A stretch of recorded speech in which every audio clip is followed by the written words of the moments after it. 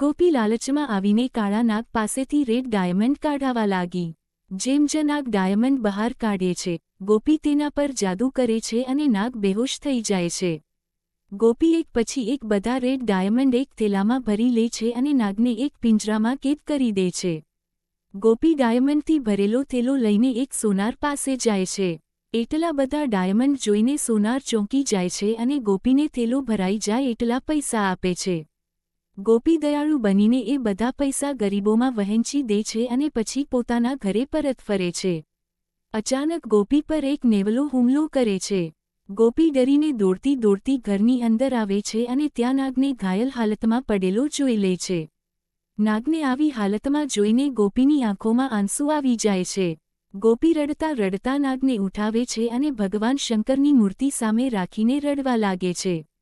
ત્યારે જ ભગવાન શંકર પ્રગટ થાય છે અને નાગને ફરી પહેલાની જેમ સ્વસ્થ કરી દે છે. ગોપી રડતા રડતા ભગવાન શંકરનો આભાર માને છે. ભોળેનાથને પ્રેમ કરતા હો તો કમેન્ટમાં હર હર મહાદેવ જરૂર લખજો.